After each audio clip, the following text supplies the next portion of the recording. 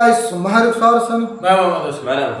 दोस्त आपका और हमारा अपना रिएक्शन यूट्यूब चैनल उम्मीद करते हैं सब ठीक ठाक होंगे। दोस्तों वीडियो अच्छी लगे चैनल को लाइक शेयर और सब्सक्राइब जरूर कर दीजिएगा।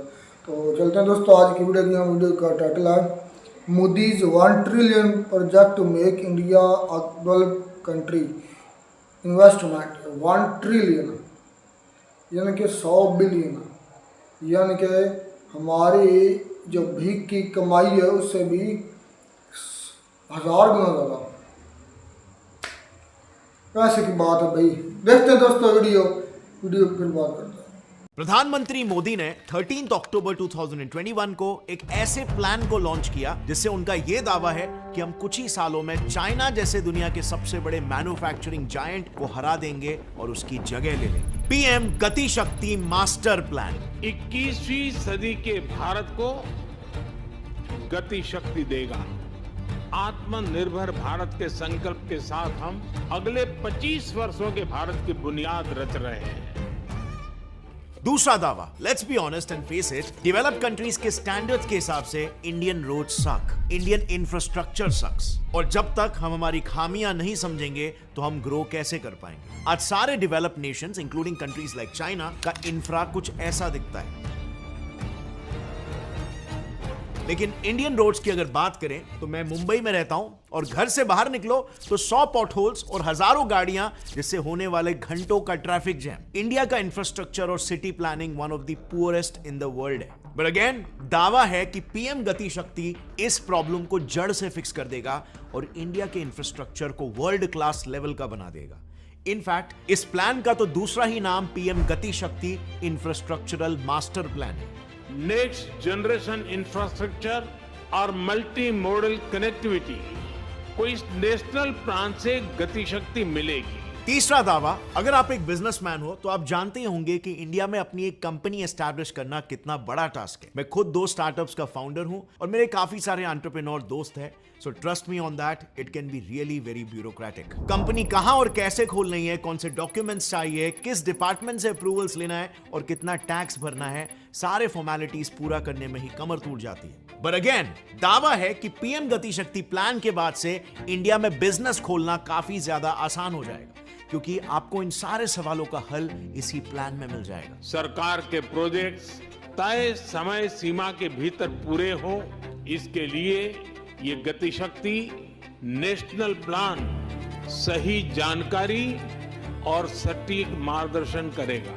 So is it truly going to be a big game changer for India? Well, असलियत में जिस गति शक्ति योजना के ऊपर गवर्नमेंट इतने बड़े बड़े दावे कर रही है, वो गति शक्ति तो बस एक मैप बेस्ड डिजिटल प्लेटफॉर्म है, यानी कि गूगल मैप जैसा एक ऐप। तो अब सवाल यह आता है कि ये इतने टॉल क्लेम्स गवर्नमेंट आखिर कैसे पूरा करेगी? क्या ये प्रैक्टिकल भी है या बस हवाई बातें हैं? क्या इस एक प्लान से इंडिया चाइना को वाकई में हरा पाएगा या ये बस एक इलेक्शन प्रोपोगेंडा है, जैसे पहले भी बहुत बार कहा गया है कि मुंबई को शंघाई बना देंगे, so on and so fourth. Well, इसके लिए ना हमें सिर्फ बातों पर नहीं बल्कि इसके प्रैक्टिकलिटी को एकदम अनबायस्ड और रैशनल नजरों से देखना होगा कि इस प्लान का विजन क्या है, ये प्रैक्टिकली एग्जीक्यूट भी हो पाएगा कि नहीं, अगर हाँ तो कैसे, और वो कौन सी स्ट्रैटेजीज है जो प्रपोज किए गए हैं जिससे रूट लेवल पर इंडिया के बिजनेस सेक्टर और इंडिया के इंफ्रास्ट्रक्चर को बेहतर बनाए। सो चलो let's find it out. And I highly recommend friends, जो भी बिजनेस कर रहा है या करना चाहता है वो तो इस वीडियो को जरूर अंत तक देखें, क्योंकि इसमें हम आम भारतीयों को गति शक्ति कैसे फायदा देगा ये तो समझेंगे ही, बट इससे बिजनेसेस को क्या यूनिक बेनिफिट्स मिलेंगे इसे भी हम डिटेल में समझेंगे।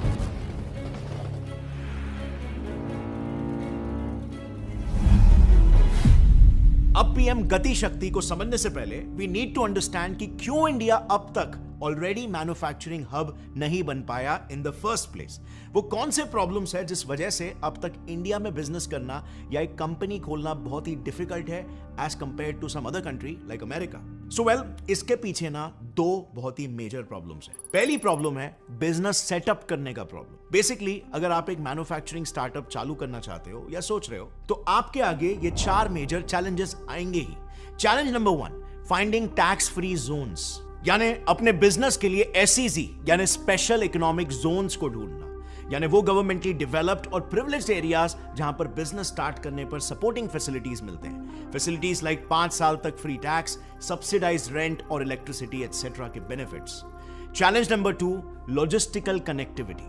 ये फाइंड आउट करना भी काफी चैलेंजिंग और टाइम कंज्यूमिंग हो जाता है कि एक potential business location raw material लाने और फिनिश गुड्स को डिलीवर करने के लिए ज्यादा से ज्यादा रूट से कनेक्टेड है या नहीं। Challenge number 3, licensing and clearance.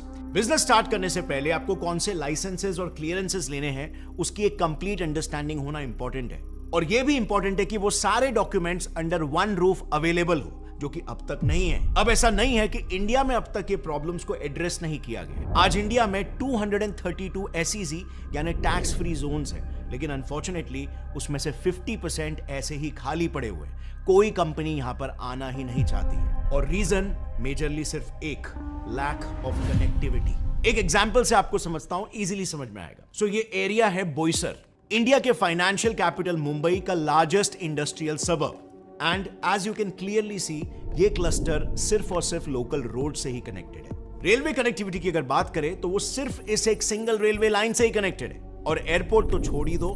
Nearest airport है सांता क्रूज में, जहां तक सामान पहुंचाने में इजीली 3 घंटे लग जाते हैं डिपेंडिंग अपॉन ट्रैफिक। सो अब बस सोचो, अगर मुंबई जैसी इकोनॉमिक राजधानी के इस one of the biggest industrial suburbs का ये हाल है, तो बाकी एरियाज का तो आप इमेजिन कर ही सकते हो। सो बेसिकली इंडिया को एक मैन्युफैक्चरिंग हब बनने से क्या चीज सबसे ज्यादा रोक रही है, इसे अगर एक लाइन में सम अप करें तो इसका जवाब है लैक ऑफ कनेक्टिविटी। जिस प्रॉब्लम को ही गति शक्ति एक मैप पोर्टल कैसे सॉल्व करेगा, अब समझते हैं। Challenge number 4, lack of online presence. Now coming to the last challenge, connectivity के अलावा भी बिजनेस डेवलपमेंट स्पेशली स्टार्टअप्स में एक मेजर चैलेंज होता है। 98% स्टार्टअप शुरुआत के 5 सालों में फेल हो जाने के पीछे एक मेजर रीजन है लैक ऑफ ऑनलाइन प्रेजेंस। एक वेबसाइट या ई-कॉमर्स स्टोर होना किसी भी बिजनेस के लिए कितना बेनिफिशियल हो सकता है, ये आई डोंट थिंक मुझे बताने की जरूरत है। लेकिन ज्यादातर फाउंडर्स इसीलिए ऑनलाइन नहीं जा पाते क्योंकि उन्हें लगता है कि ई-कॉमर्स स्टोर बनाना काफी डिफिकल्ट काम है, जिसमें बहुत पैसे लगते हैं और कोडिंग और टेक्निकल स्किल्स आनी चाहिए, वरना ये काफी मुश्किल हो जाता है। लेकिन आज का जमाना कंप्लीटली बदल गया है। हमारे पास आज ऐसे तक प्लेटफॉर्म्स है जिससे आप अपने लिए एक ई-कॉमर्स स्टोर तक बना सकते हो, वो भी विद जीरो कोडिंग नॉलेज। चलो मैं ही अभी आपको सिर्फ 5 मिनट में एक ई-कॉमर्स स्टोर बना के बताता हूं, एक ऐसे प्लेटफॉर्म से जहां आप इसे बिल्कुल फ्री में बना सकते हो। सो सबसे पहले आपको उडू पे जाकर ई-कॉमर्स सिलेक्ट करना है और फिर बस 4 सिंपल स्टेप्स को फॉलो करना है। पहला, अपने बिजनेस को डिस्क्राइब करना है। जैसे फॉर एग्जांपल अगर मुझे ऑनलाइन पिज्जा सेल करना है तो मैंने वो सिलेक्ट कर लिया। सेकंड, कलर पैलेट से एक ऑप्शन चूज कर लो या फिर अपने लोगो से ही कलर पैलेट डिटेक्ट करवा लो। थर्ड स्टेप, आपको जो भी पेजेस और फीचर्स चाहिए वो सिलेक्ट कर लो। फोर्थ स्टेप, उडू सामने से आपको 3 AI जनरेटेड थीम्स प्रेजेंट करेगा, जिसमें से आप अपने पसंद के हिसाब से कोई भी एक थीम को सिलेक्ट कर सकते हो। जैसे मैंने ये वाला किया क्योंकि ये थोड़ा कूल लग रहा है। अब आपके ई-कॉमर्स वेबसाइट में हर एक चीज कस्टमाइजेबल है। चलो होम पेज के लिए सबसे पहले मैं कुछ अच्छे इमेजेस को ऐड कर देता हूं और फिर उसके ऊपर टेक्स्ट ऐड करके उसका कलर चेंज कर देते हैं। फिर नीचे मैं चाहता हूं कि कस्टमर कोट्स सेक्शन हो, तो यहां साइड पैनल से मैंने ये कोट्स वाला ब्लॉक ड्रैग एंड ड्रॉप कर दिया। और फिर मे बी एक सेक्शन होना चाहिए जो steps of purchasing a pizza बताए, तो मैंने ये स्टेप्स वाला ब्लॉक भी ड्रैग एंड ड्रॉप कर दिया। सो चलो होम पेज रेडी। अब ऐड करते हैं प्रोडक्ट्स। सो इसके लिए न्यू पे जाना है और फिर प्रोडक्ट्स पे और उसका नाम, प्राइस मेंशन करना है। फिर प्रोडक्ट का इमेज अपलोड करना है और उनके बेसिक डिटेल्स लिख देने हैं। ऑल्सो इस पेज में भी होम पेज जैसे ही ब्लॉक्स को ड्रैग एंड ड्रॉप कर सकते हो और टेक्स्ट कस्टमाइजेबल है। और बस फिर प्रोडक्ट पेज भी डन। ऐसे जितने चाहे उतने प्रोडक्ट्स ऐड करके मैं मेरा ई-कॉमर्स स्टोर बना सकता हूं। बेसिकली उडू इज 101% कस्टमाइजेबल, प्लस इस पर आपको मिलेगा एक free custom domain for full 1 year और unlimited hosting with customer support for life, जो किसी भी बिजनेस के लिए एक गेम चेंजर है। तो ई-कॉमर्स स्टोर बनाना तो आपको आ गया, लेकिन अगर आप एक कंपनी चला रहे हो तो आपको वेबसाइट के अलावा कितनी सारी चीजों पर ध्यान देना है। Sales, finance, inventory and manufacturing, HR, marketing, service, productivity etcetera. अब ऑफ कोर्स इन सभी चीजों के लिए अलग अलग सॉफ्टवेयर है, लेकिन अगर ये सारे प्रॉब्लम्स के सॉल्यूशन अंडर वन रूफ मिल जाए तो well that is also possible with उडू, क्योंकि ये एक एंटरप्राइज रिसोर्स प्लानिंग सॉफ्टवेयर है जो इन सारे चीजों का टेंशन आपके सर से हटा देगा। और बेस्ट पार्ट ये है कि you can always try their first app for free, हमेशा के लिए, वो भी बिना कोई क्रेडिट कार्ड डिटेल्स डाले। और उडू की फ्लेक्सिबिलिटी ऐसी है कि आप अपने बिजनेस के रिक्वायरमेंट्स के हिसाब से आगे भी कभी अपने प्लान को मॉडिफाई कर सकते हो, एप्स को ऐड कर सकते हो और आप उनके ईयरली और मंथली प्लान्स भी एक्सप्लोर कर सकते हो। तो अगर आप अपना न्यू बिजनेस स्टार्ट करना चाहते हो या अपने एग्जिस्टिंग बिजनेस को ग्रो करना चाहते हो तो I would definitely recommend you to check out Odoo. ये एक ब्रिलियंट बिजनेस सोल्यूशन है, link is in the description. और अब लौट आते हैं वापस से हमारे वीडियो पर।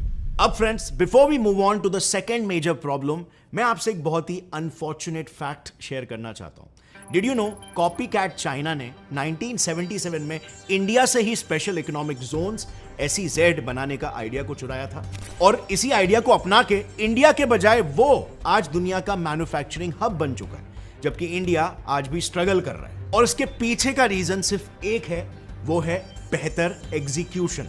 और इसीलिए I personally hate corrupt government. पहली बड़ी गलती, आज तक हमारे इंडिया में सारे SEZs अनप्लान्ड रहे, सिर्फ वोट बैंक के हिसाब से बनाए गए, ना कि एक्चुअल पर्पस के लिए। ना ही कोई कनेक्टिविटी देखी गई और ना ही कोई उससे होता देश का फायदा देखा गया।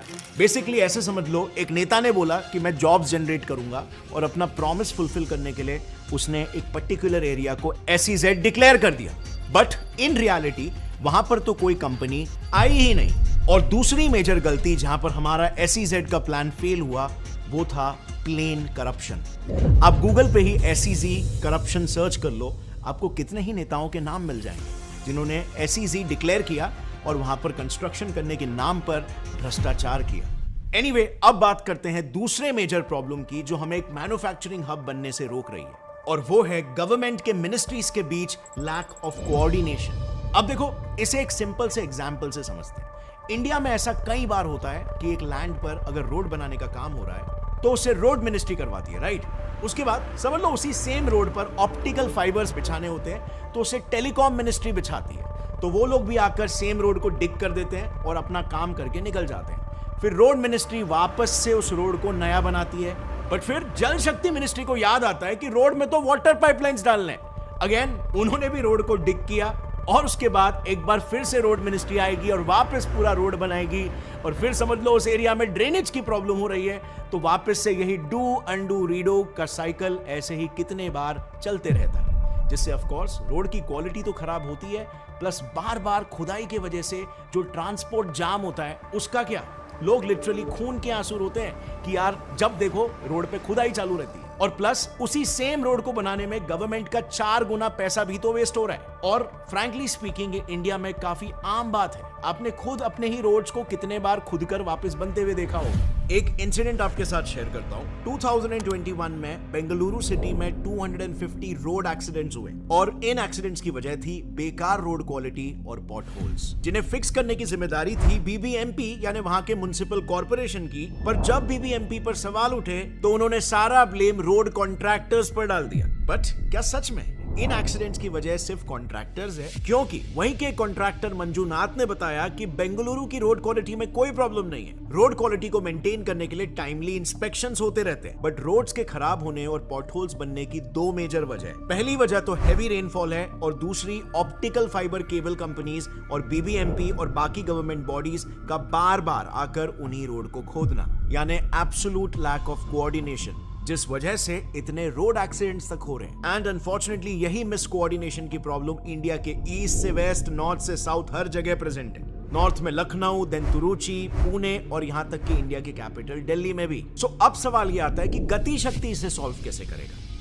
आइए समझते हैं इस मैप बेस्ड पोर्टल का प्रॉब्लम सॉल्विंग फॉर्मूला। सबसे पहले तो ये गवर्नमेंट की सारी मिनिस्ट्रीज को अपने मैप बेस्ड पोर्टल से जोड़ेगा, यानी कि सारी की सारी मिनिस्ट्री एक ही साथ होगी और हर एक मिनिस्ट्री को हर वक्त ये पता होगा कि कौन सी मिनिस्ट्री क्या काम कर रही है। इससे मिनिस्ट्रीज के बीच में प्रोजेक्ट के एग्जीक्यूशन को लेकर प्रोटोकॉल सेट किए जाएंगे और अल्टीमेटली गोल यही होगा कि एक ही प्रोजेक्ट को डू अनडू रीडू ना किया जाए। अब इसे और डिटेल में एग्जांपल्स के साथ हम आगे समझेंगे, बट सबसे पहले आइए समझ लेते हैं कि गति शक्ति कैसे बिजनेसेस की ये 3 मेजर प्रॉब्लम्स को सॉल्व करेगा और इंडिया को पोटेंशियली चाइना से बेहतर मैन्युफैक्चरिंग हब बनाएगा। तो पहली प्रॉब्लम जिसके बारे में हमने बात किया था, टैक्स फ्री जोन्स की प्रॉब्लम।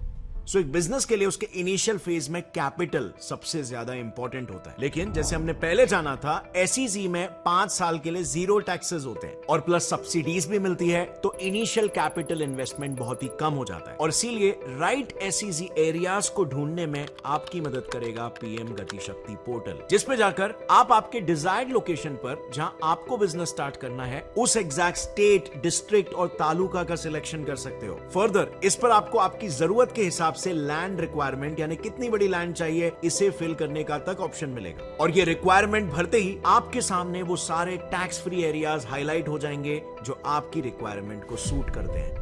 अब ऑफ कोर्स बिजनेस के लिए सिर्फ लैंड ही काफी नहीं है, उसके बाद आ जाता है सेकंड चैलेंज, जो है लॉजिस्टिकल कनेक्टिविटी का चैलेंज। और तभी आप रॉ मटेरियल ला पाओगे और फिनिश प्रोडक्ट्स को मार्केट तक आसानी से पहुंचा पाओगे। अगेन गति शक्ति पोर्टल आपकी इस प्रॉब्लम को भी सॉल्व करेगा, जहां पर आप सिलेक्टेड एसईजी एरिया में कौन कौन सी कनेक्टिविटी और सर्विसेज अवेलेबल है ये क्लियरली देख पाओगे। जैसे फॉर एग्जाम्पल नेशनल और स्टेट हाईवे से आपका सिलेक्टेड बिजनेस लोकेशन कितना दूर है और वहां पर इलेक्ट्रिक लाइंस, वाटर बॉडीज और पेट्रोलियम पाइपलाइंस की अवेलेबिलिटी कितनी दूर है। और एक बार आपके ये दोनों चैलेंजेस क्लियर हो गए, देन आपके स्टार्टअप का तीसरा सबसे बड़ा चैलेंज जो है अपने बिजनेस के लिए लाइसेंस और क्लियरेंस सर्टिफिकेट्स पाना। ये भी गति शक्ति पोर्टल के थ्रू आप पहले ही जान जाओगे कि आपको आपके पर्टिकुलर बिजनेस के लिए किस डिपार्टमेंट से कौन सा लाइसेंस और क्लियरेंस निकलवाना है। And this in my opinion सबसे फ्रस्ट्रेटिंग स्टेप होता है। सो कहां पर बिजनेस स्टार्ट करना है, उन एरियाज में कौन सी सर्विसेज है, कनेक्टिविटी कैसी है, बिजनेस स्टार्ट करने के लिए कौन से लाइसेंसेस चाहिए, हर स्टेप गति शक्ति से आपके लिए इजी हो जाता है। अब ऑब्वियसली ये पोर्टल जब लॉन्च होगा तो एक इनिशियल स्टेज में लॉन्च होगा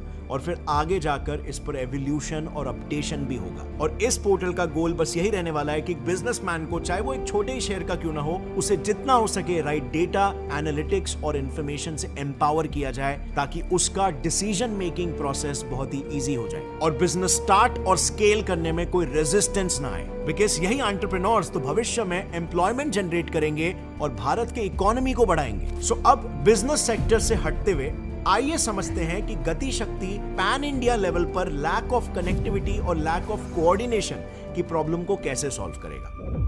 तो देखो, अब तक ना इंडिया को एक मैन्युफैक्चरिंग हब बनाने के लिए 5 मिनिस्ट्रीज अपने अपने लेवल पर प्रोजेक्ट्स चला रहे हैं। जैसे सबसे पहले है मिनिस्ट्री ऑफ रेलवेज, ये करंटली फ्रेट कॉरिडोर प्रोजेक्ट पे वर्क कर रही है जो इंडिया के मेजर मैन्युफैक्चरिंग हब्स को रेलवे के थ्रू जोड़ेगा। सेकंड है ministry of road transport and highways, जिसका एक्सक्लूसिव फोकस है भारतमाला परियोजना। जो प्रोजेक्ट एक बार पूरा हो गया तो इंडिया के सारे मैन्युफैक्चरिंग हब्स को एक हाईवे कनेक्टिविटी मिल जाएगी, जिससे ट्रांसपोर्ट जो कि लाइफलाइन है टाइम एंड कॉस्ट इफेक्टिव भी हो जाएगा। थर्ड मिनिस्ट्री है मिनिस्ट्री ऑफ पोर्ट्स। इनका 2015 में शुरू हुआ सागरमाला प्रोग्राम इंडिया में पोर्ट लेड डेवलपमेंट कर रहा है, जो माइनर पोर्ट्स को मेजर पोर्ट से कनेक्ट करेगा और मेजर पोर्ट्स को मैन्युफैक्चरिंग हब्स से। क्योंकि करंटली सिचुएशन ऐसी है कि छोटी फ्रेट शिप्स और बड़ी फ्रेट शिप्स दोनों मेजर पोर्ट्स पर ही अपने गुड्स को अनलोड करती है, जिससे शिप्स का वेटिंग टाइम बढ़ जाता है। बट ये प्रोजेक्ट पूरा होने से फ्रेट ट्रैफिक कम हो जाएगा और इवेंचुअली लॉजिस्टिकल कनेक्टिविटी और बढ़ जाएगी। फोर्थ मिनिस्ट्री है मिनिस्ट्री ऑफ सिविल एविएशन।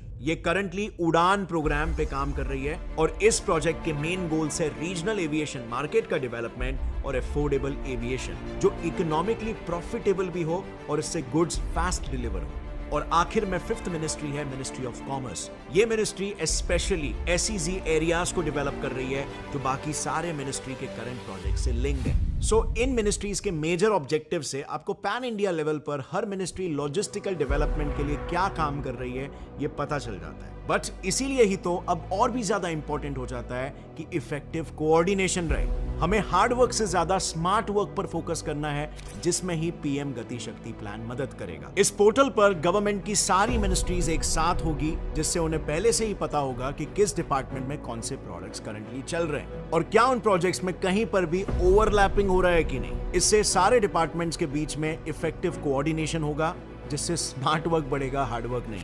जैसे फॉर एग्जांपल अगर कहीं पर भी रोड बनने का काम शुरू होने वाला है तो पहले ही टेलीकॉम मिनिस्ट्री और जल शक्ति मिनिस्ट्री आकर अपना काम कर लेगी, जिससे फिर एक बार रोड बनने के बाद फिर से उसे डिग करने और बनाने की जरूरत नहीं पड़ेगी। अब फ्रेंड्स, पीएम गति शक्ति प्रोजेक्ट पर सिर्फ ऑन पेपर ही बात नहीं हो रही है, बट ग्राउंड लेवल पर भी ये प्रोजेक्ट शुरू हो चुका है, जिसका परफेक्ट एग्जांपल है मुंबई का जेएनपीटी पोर्ट। ये है जेएनपीटी पोर्ट का ओल्ड मैप। कनेक्टिविटी के नाम पर इस पोर्ट के पास सिर्फ रोडवे कनेक्शन था। किसी भी सामान को रेलवे तक पहुंचाना एक बड़ा टास्क था, क्योंकि लोकल्स भी वही सेम रोड यूज करते थे, और रेलवे स्टेशन 12 किलोमीटर दूर था। और पेरिशेबल गुड्स जिनके लिए इंस्टेंट डिलीवरी नीडेड है, ऐसे गुड्स के लिए तो दूर दूर तक कोई एविएशन कनेक्टिविटी ही नहीं थी। तो अब होना क्या है, रॉ मटेरियल्स जब पोर्ट से ही फैक्ट्रीज तक टाइम पर नहीं पहुंचेंगे तो इंडिया खाक मैन्युफैक्चरिंग हब बनेगा।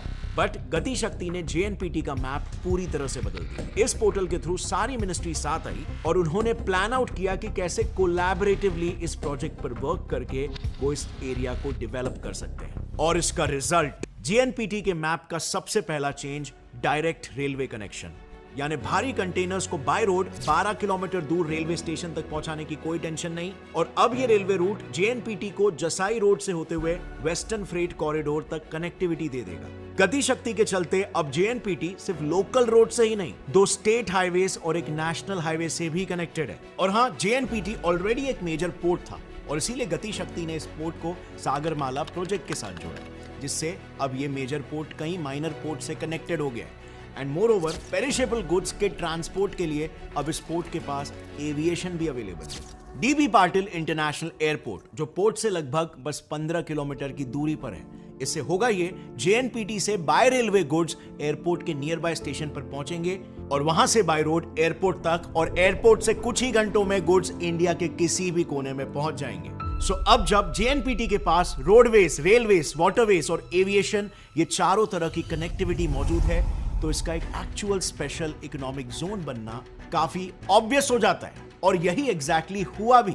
इन सारी कनेक्टिविटीज और सर्विसेज को देखने के बाद कॉमर्स मिनिस्ट्री ने JNPT के 5 किलोमीटर रेडियस वाले पूरे एरिया को SEZ डिक्लेयर कर दिया, जिससे JNPT में currently automobile, electrical, electronic, engineering, food processing और फार्मा जैसी इंडस्ट्रीज ऑलरेडी खड़ी हो चुकी है, जो टैक्स फ्री ट्रेड का पूरा फायदा उठा रही है। एंड यस, JNPT को एक मैन्युफैक्चरिंग हब बनाने में फुल कंट्रीब्यूट कर रही है।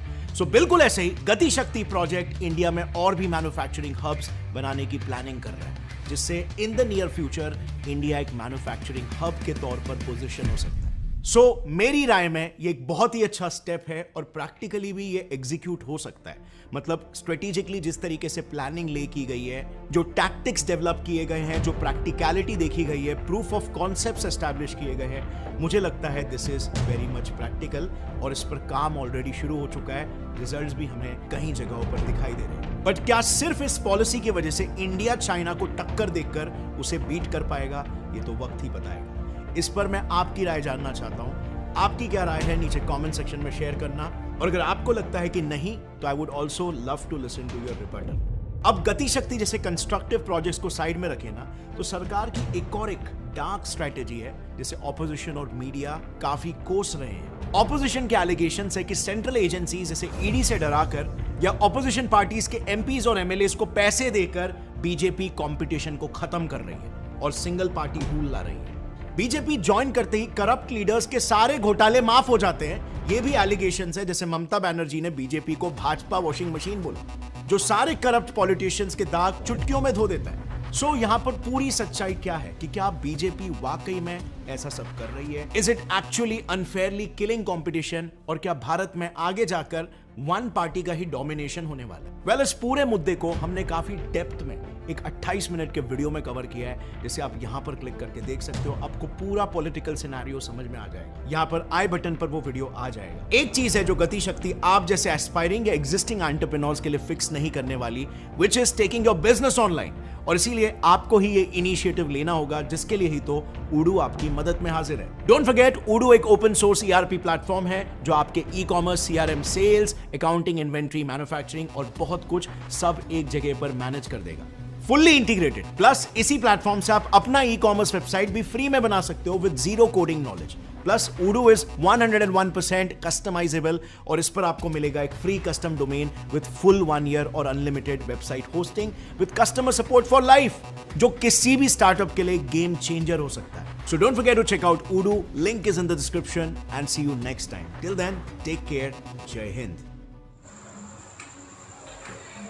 तो ये दोस्तों वीडियो होगी खत्म। बड़ी शानदार था वीडियो। सबसे पहले तो भाई मेरा तो ये हक बनता है, बल्कि देना भी चाहिए इस क्रिएटर को, जो ये क्रिएटर वीडियो बनाता है, बड़ी मेहनत से, बड़ी प्रिसाइजली बनाता है। इसको जो भी क्रिएटर होता है उसका हर बात मेहनत लगती है। हमारे तो मेहनत इसमें नहीं है, हमें जानकारी मिलती है फ्री में। तो बड़ा कुछ सीखने को मिलता है, बड़ा कुछ सीखने को मिला है।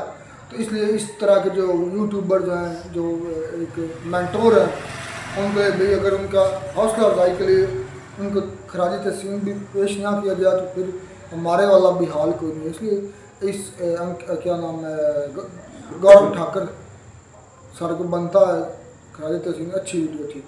अब चलते हैं इंडिया के पीएम गति शक्ति प्रोजेक्ट की तरफ, जो कि तकरीबन 1 ट्रिलियन का होने वाला है।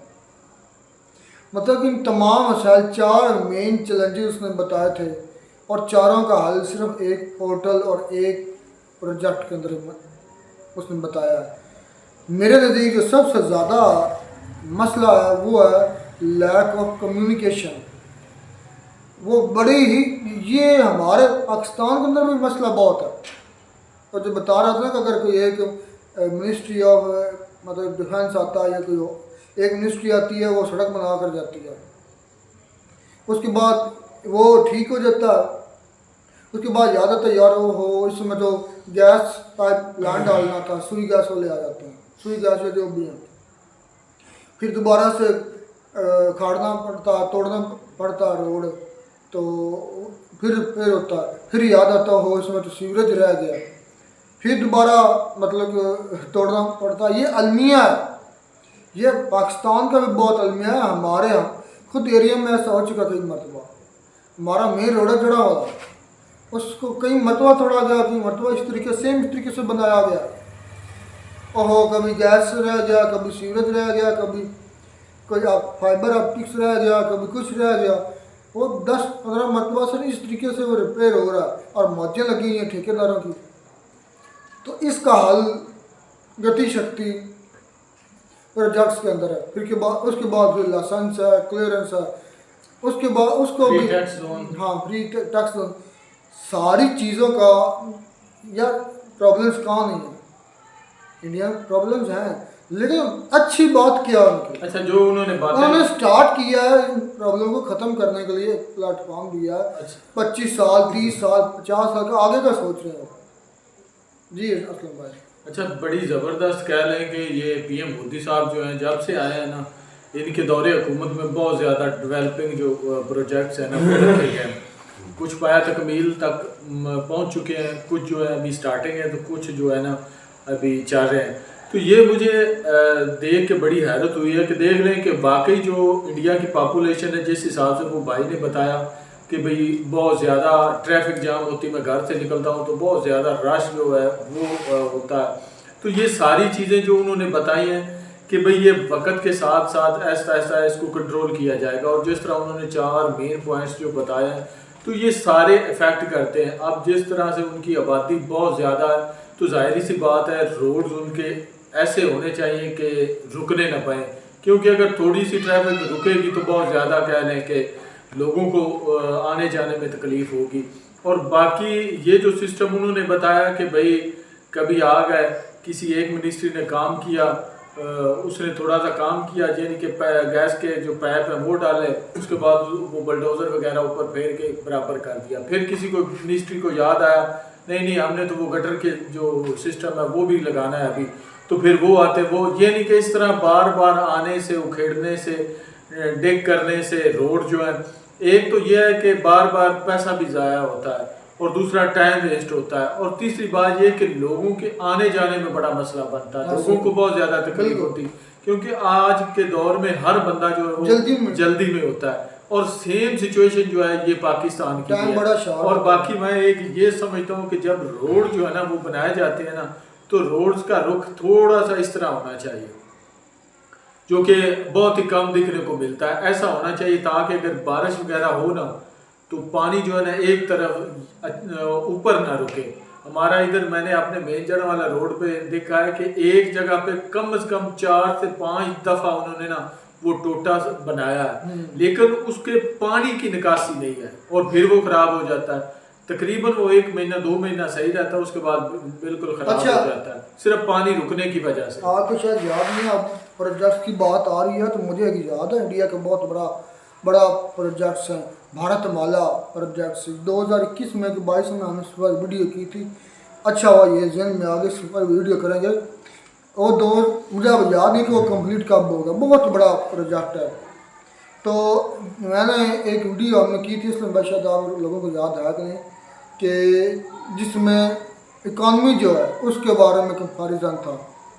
2014 में जब ये मोदी आए थे उस वक़्त इंडिया की इकॉनमी थी 1.5 ट्रिलियन, आई थिंक 1.5 ट्रिलियन थी, या उससे कुछ ज़्यादा हो गया।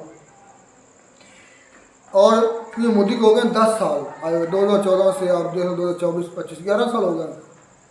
तो देखें 2 टर्नओवर के अंदर ये मोदी ने इंडिया की इकॉनमी कहाँ से कहाँ पहुँचा दी, 1.5 से 4 ट्रिलियन, और दुनिया की चौथी बड़ी इकॉनमी।